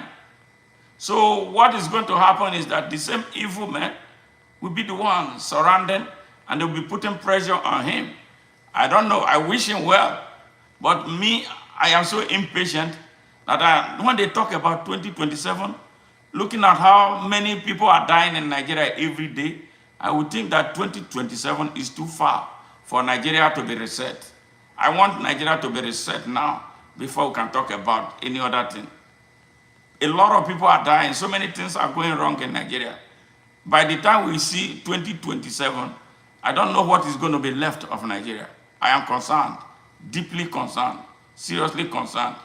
A country where all the people now, the country is on a fast track to becoming a one-party state. Yes, one-party state. Everybody is decamping to the terrorist organization, where the bandits, the masterminds of the banditry and the terrorism are. What kind of thing is that? Is that a normal way of reacting to adversity? I am concerned. That is why I'm raising alarm. That is why I'm restless. That is why I've been speaking, looking for real patriots of Nigeria who will stand up for that country. Beautiful country, beautiful edifice. Nigeria is in the way, in the way of African progress. Nigeria is in the way of African unity. If there's any country that is standing in the way of Africa, it is Nigeria, through its trajectory of bad leadership. Yes, the people of Nigeria want to be free, but they don't have an outlet. Where is that outlet going to come? We don't have an army that will produce the like of Ibrahim Traore or Thomas Sankara or our own Kaduna and Zogo of the 1966. We don't have them. I'm not sure that there is any such person in the army. I know how the army of Nigeria is structured. The army of Nigeria is structured for the benefit of the Fulanis. Yes. They are the only ones now who can plan coup, and the coup work. But we don't want another Fulani planning a coup in army. That would be goodbye to Nigeria, because they know that, yes, the people of Nigeria are tired of them for what they have been doing to Nigeria. So that is what they tried it. They wanted to stage a military coup. But we know what happened. You know, because I think they are falling apart with Bola Ahmed Tinubu for some time. But you don't trust them. He has a lot of money to give to them, to keep them quiet. Right? That's why we are asking the Hausa people. The Hausa people must wake up and be set free. If the Hausa people are free, Nigeria will be free. Yes. So this is where we are. Then when they brought Bola Ahmed Tinubu, he brought up everything. We were thinking that the judiciary, people were saying, oh, all eyes on judiciary. After the election was going on, it was going on, and we knew Peter Obi was winning. They went and shut down the server. They shut down the server. And in the dead of night, they declared a winner for an inconclusive election. Oh, instead of Nigerian youths coming together to take over the country, take over INEC, take over the court, we didn't see them. Everybody, Nigerians, they can't sustain anything. Have you seen a country where people plan how to protest? Do you plan protest? And they are planning, they are announcing it. They give the fake security organizations room to wait for them. When the day comes, how many people show up? I wanted to show Nigerians how many people, what the Sri Lankans did. Yes, and Nigerians see it. They saw what the Senegalese did to bring a young man who was in prison. That young man was in prison. Hey, thank you very much, thank you very much, thank you very much for your support. Man, I appreciate your donation. Thank you. God bless you. You know, so they brought Faye was in jail. 2 weeks to the election. They told the president of the country, if you don't release him, there will be no election. He released him. African Union put pressure on him. Thabo Mbeki, very good guy. He put pressure on the president of Senegal to release Faye. They released Faye, who was in jail. Young man who was in jail. You know, this young man, he only campaigned for 2 weeks. Today is the president of Senegal. Nigerians were clapping. Nigerian youths were clapping. The lazy Nigerian youths, when they say they are lazy, they'll be crying. Now I call you lazy. You are lazy. You can't unite. You're only good at doing, yes, you know, sometimes I support you, knowing the pathology of poverty. But sometimes, with all that you know now, you cannot say you don't know. Who are the ones lining behind Bola Tinubu today? Nigerian youths. The same Bola Tinubu who masterminded this massacre of young people on October 20th, 2020. Over 160 people, they say it's more than that, were cut down at Lekki Toll Gate. I thought that was going to be what was needed for the youths of Nigeria to take over Nigeria. No, they did not. Whenever they say Nigerian youths are protesting, what are they protesting? They turn it into a carnival. They'll be drinking beer. They'll be dancing. Did you see Kenyans? Did you see the Malians? Did you see even the Chadians? Did you see the Nigerians? Did you see the Burkinabes? The Senegalese? Did you see them drinking alcohol when they were protesting? Only in Nigeria, we love party. You are partying, you are calling flavor into it. You are twerking. Yes. Yes. Do you never follow good people? So now, Nayabis, the Nigerian youth, are a huge part of Nigerian problem. Because they are not ready to take over their country. They are not ready to lead. And then one day, the leadership of the country will fall into their hands. The ones that have been prepared to be worse criminals than them. I interviewed one of them. You know, but I discovered that he's not all that he told me he was. He's not. He's not all that he told me he was. I don't even know how they elect the leadership of Nigerian youths. How they elect them, I don't know. How they become leaders. Excuse me.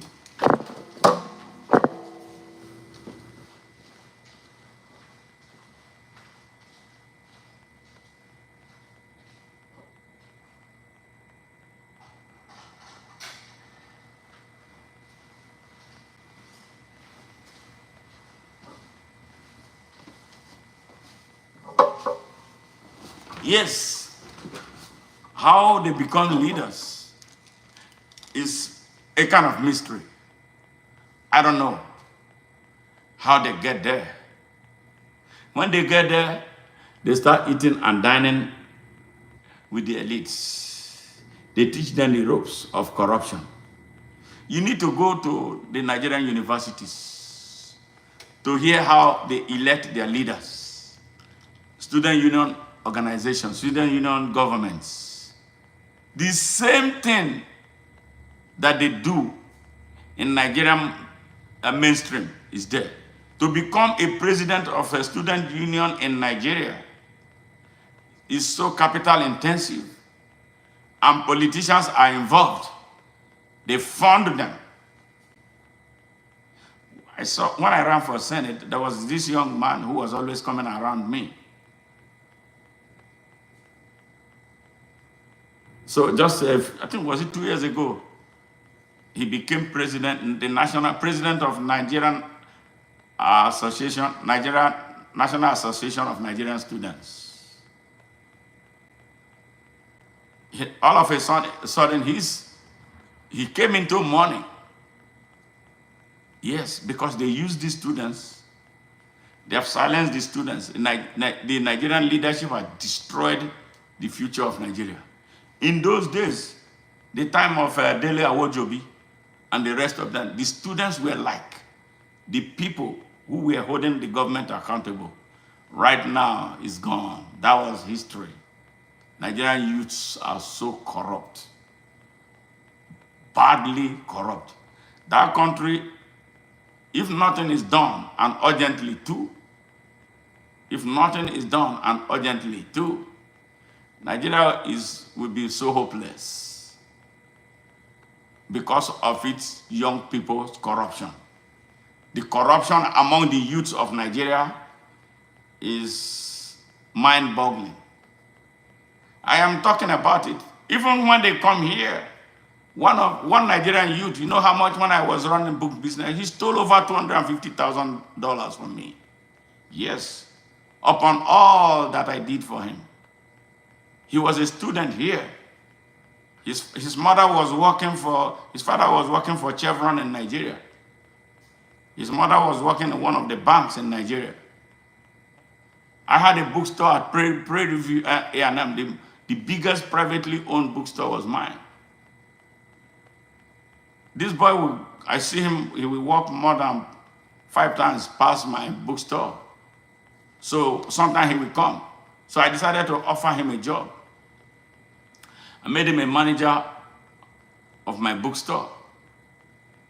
This boy, what did he do? He created a parallel online bookstore.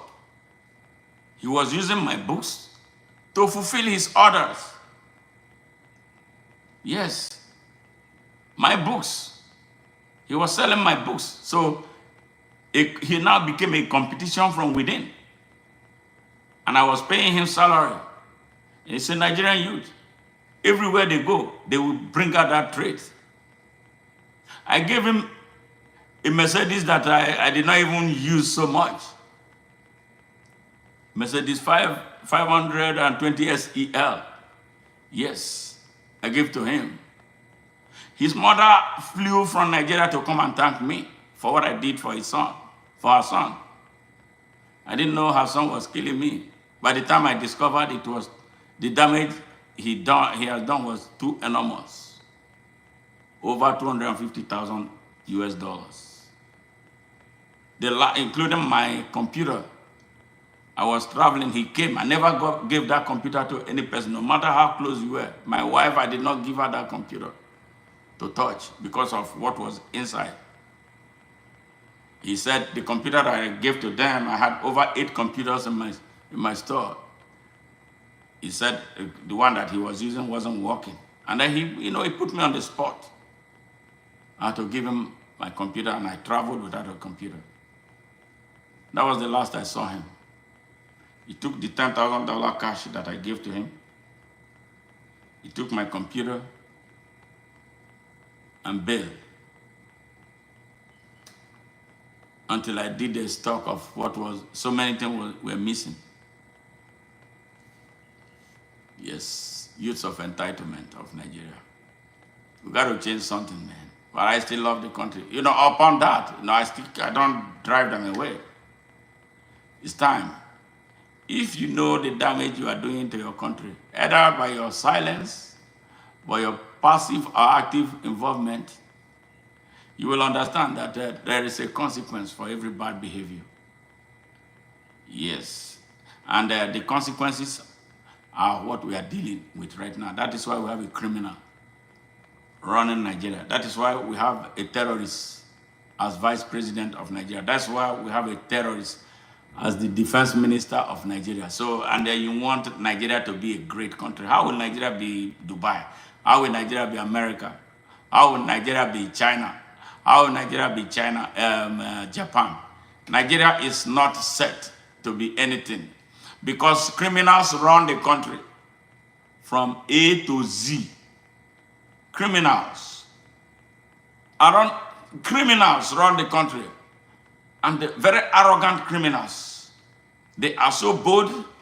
So our people now celebrate criminals. Can you imagine people celebrating Wiki? And can you imagine today the icing on the cake? Yesterday, Bola Ahmed Tinubu gave a presidential pardon to James Onanefe Ibori, the man who was governor of Delta State for 8 years. And he wrecked the state's treasury. He wrecked it. He stole everything. This same man was deported from the UK because he was caught shoplifting. The UK government did a documentary on James Onanefe Ibori. Maybe in the next broadcast, I'm going to bring the documentary so you hear. We knew firsthand that this guy was a criminal.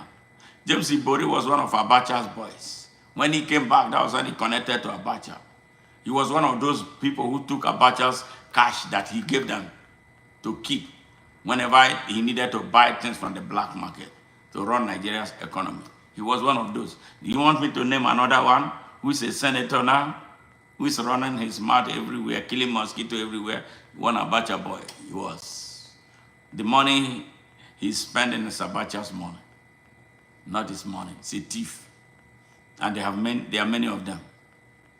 The EFCC is a useless, the most useless organization, just as the DSS is, just like the army is. So there's nowhere to turn to, just like the INEC.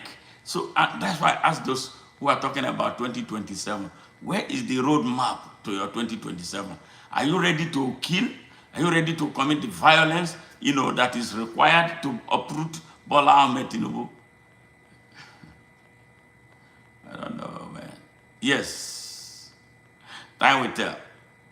Time will tell. But for me, I am not a fan of 2027. So, listeners from within Nigeria, across Africa and around the world, this is Smart Madu Ajaja, the convener of Open Nigeria and Africa Unite, and the anchor of Nigeria Now at ONN and the Nightingale Radio International. I'm going to go over what we did in a summary for you. I hope I did give a good account of myself on the trajectory of what led Nigeria to where it is right now. Nigeria is not doing well at all. Nigeria's economy has collapsed. Nigeria is heavily indebted. Yes, massively indebted. And just about a couple of months ago, some people were celebrating. That was what makes me sick about Nigerian youths.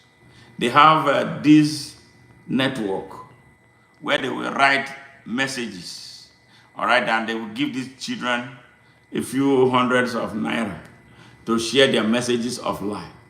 Bola Ahmed Tinubu was claiming that he had paid off Nigeria's debt. But as we stand today, Nigeria's debt, external debt is, I can't even say it. It's too much. So, and that makes these young, stupid people believe their lies. And they will lie and lie and lie. And then when they are proved wrong, they will look for another lie. And these same foolish people will believe them. It hurts. It hurts. So whatever I've said is the position of Open Nigeria in reaction to the state of our country, the pathological trajectory of democratic failure in Nigeria.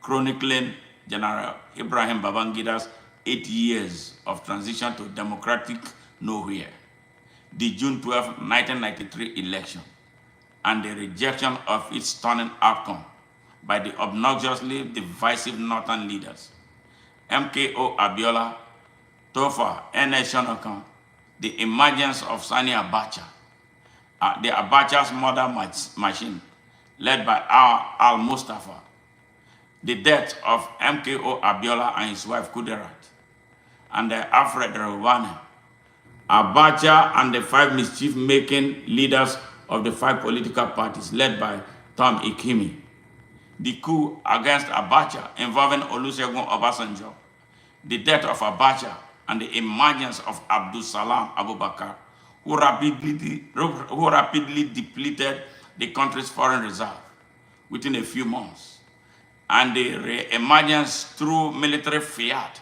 of Olusegun Obasanjo as 2-term president of Nigeria.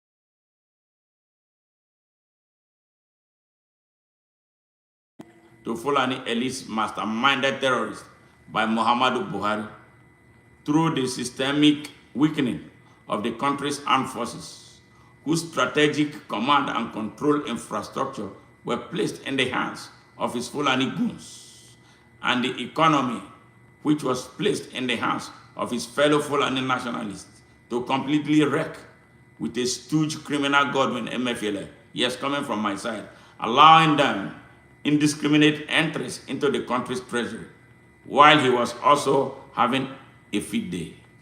The worst happened with the emergence of Bola Ahmed Tinubu, a drug dealer, certificate forger, and an identity thief, paired up with Kashim Shettima, a known Boko Haram associate backed by the corrupt, morally bankrupt, and arrogantly ignorant, divisive, hateful, disrespectful, and offensive, and aggressive, savage, bigoted, parochial, self-serving, elitist, Fulani-driven, and unpatriotic northern establishment, fueled by the greed for power, economics, and finance, who think, though erroneously, that they own Nigeria, using the repressed Hausa people as a cover to retard the growth and development and the progress and prosperity of Nigeria. They are responsible for the ongoing invasion of Nigeria and the massacring of Nigerians because of the compromised Nigerian security forces who apparently work for them. Yes, they cannot stop it. Yes, so join us, to join this movement.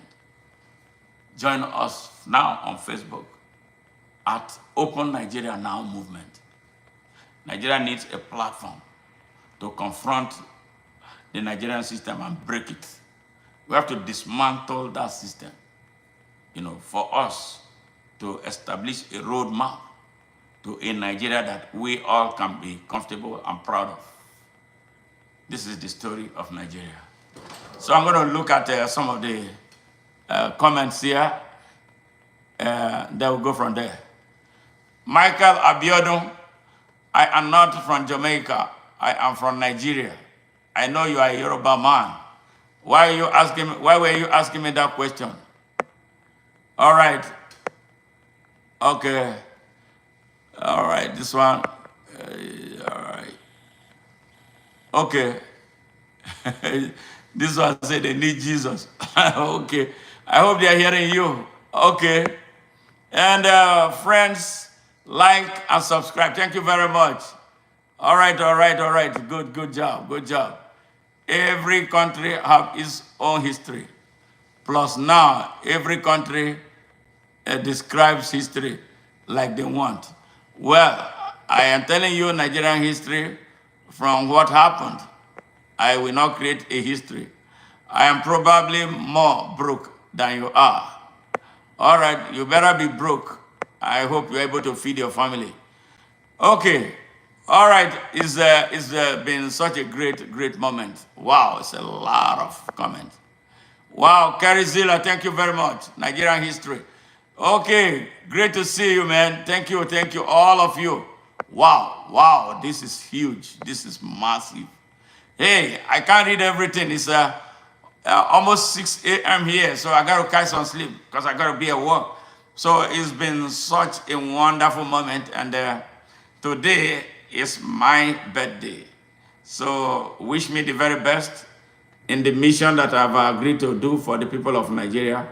And I've agreed to do it, and there's no going back. I will not slack, and I will not disappoint Nigeria.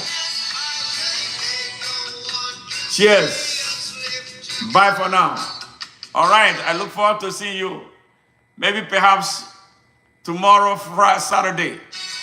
All right, so we're going to be talking about what is taking place here in the United States. Much love. Thank you very much.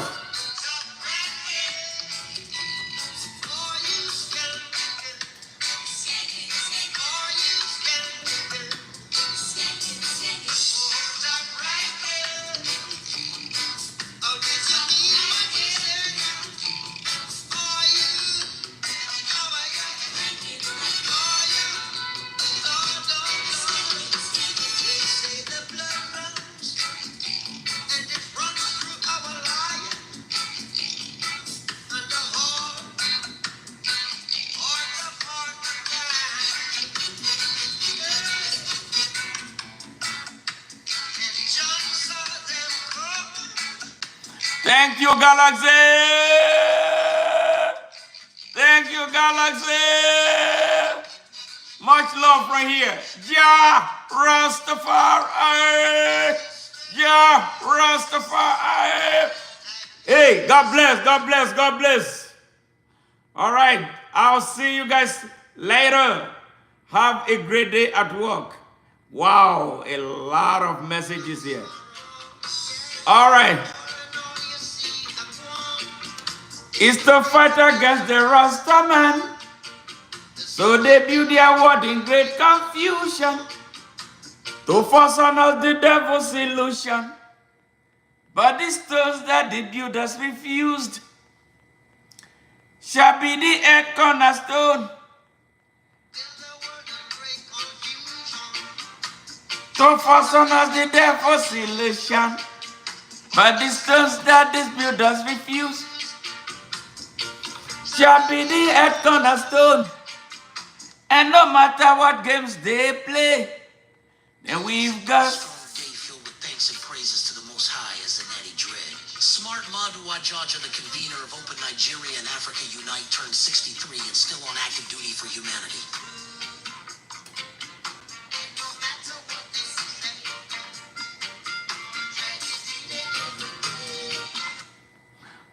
all right, all right. I just turned 63. Do I look 63? Some people say I don't.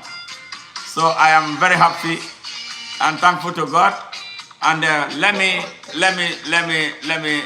me sincerely appreciate my children. I have some very awesome children, really, who have been so helpful. We have traveled some really serious distance, but we did not allow Babylon to break us. So love your family if you're a family man. Love your family. Be around your children. Whether you have money or you don't have, your presence means a lot. It means a world to them. I'm sharing my experience with you. Your presence, where your children are, whether you have nothing, whether you have absolutely zero, your presence means a lot. So be in your children's lives. Don't abandon your children. Don't make children cry. Do not make the children cry at all. Children are made to be happy. Show them love, and they understand. Don't lie to them. Don't lie to them. Tell them the truth about you. Tell them the truth about everything. They will understand. They will sacrifice. Me and my children will sacrifice. Seriously, seriously, we sacrifice for one another. They sacrifice a lot. I don't joke with them. Yes, they make me happy. Yeah, if there's anything that makes me so happy, it's family. Family, family. I've been through so much turmoil. But when I see my family, it's like a gasoline. That's why I don't get tired. Yeah, please, love your family. Love your family. Ali, much love. Ziggy, Zvision, I love you guys. Thank you, thank you, thank you for your massive support. Bye for now. I'll talk to you later.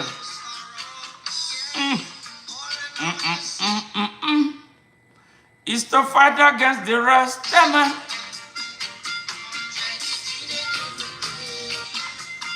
Natty dread rise again.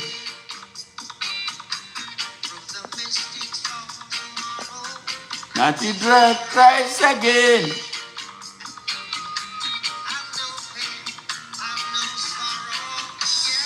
Thank you, Osman. Thank you.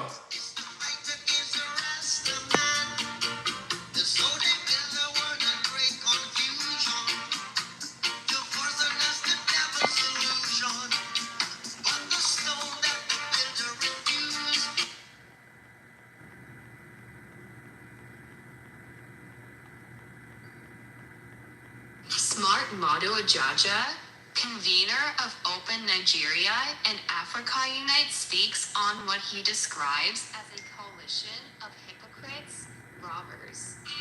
Dear TikToker, my name is Smart Mado Ajaja. I am a registered nurse, a writer, public speaker, an entrepreneur, a pan-Africanist, an activist,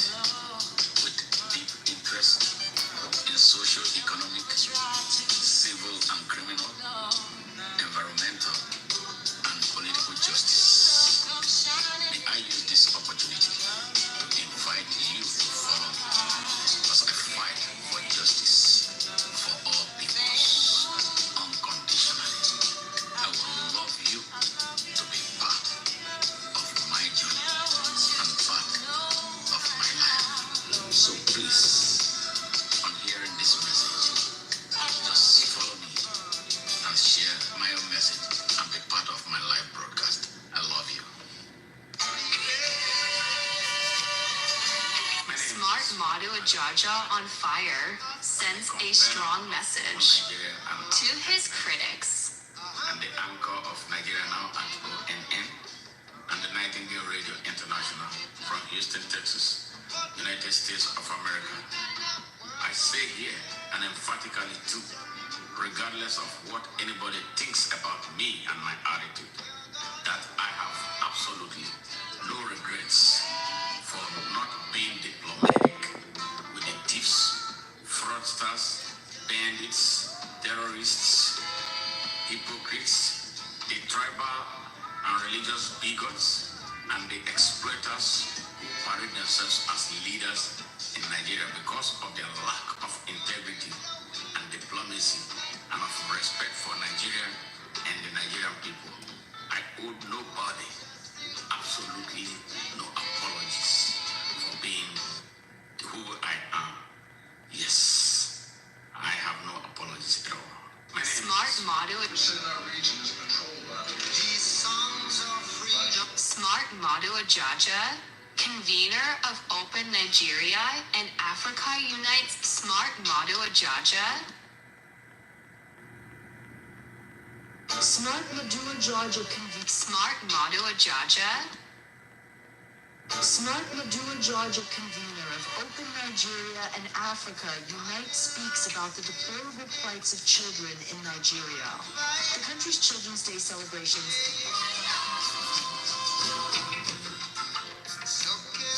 My name is Smart Madu Ajaja, the convener of Open Nigeria and Africa Unite and the anchor of Nigeria Now at ONN and the Nigeria International from Houston, Texas, United States of America.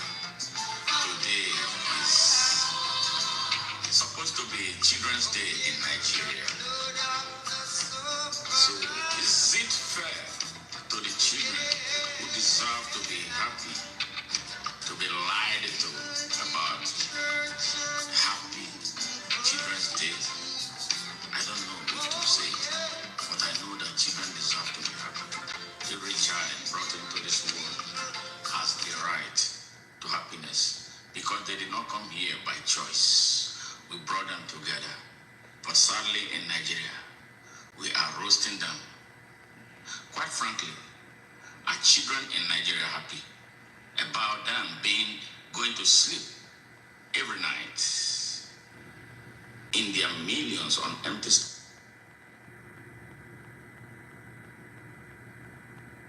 stomachs, with over 30 million of them in the streets begging for arms instead of being in the classrooms or having their arms chopped off for petty crimes, petty stealing, for survival because they don't have human beings as leaders of their great country? But why can't we build an open country? Yes, an open Nigeria with free, fair, equal, unlimited, and unconditional access to opportunities to all of its citizens. Yes, including children, to grow and develop, and progress and prosper according to their abilities and levels of competency, emphatically in a non-threatening environment. Nigerians, let us consider these words today. Have we treated our children right? Do we have plans for their future? Do we even have plans for their immediate? Why do we have the type of leadership that is so insensitive and irresponsive, inhumane and irresponsible? Why can't we flip the page and get away from this darkness that has enveloped our dear country? I don't know if to say Happy Children's Day. But I wish all the children in Nigeria happiness, not because of today, that was set aside. I believe for mourning, yes, it's really sad. That's how grim the situation in Nigeria is. Smart Adua Georgia convener of Open Nigeria and Africa Unite speaks about the deplorable plights of children in Nigeria. The country's Children's Day celebrations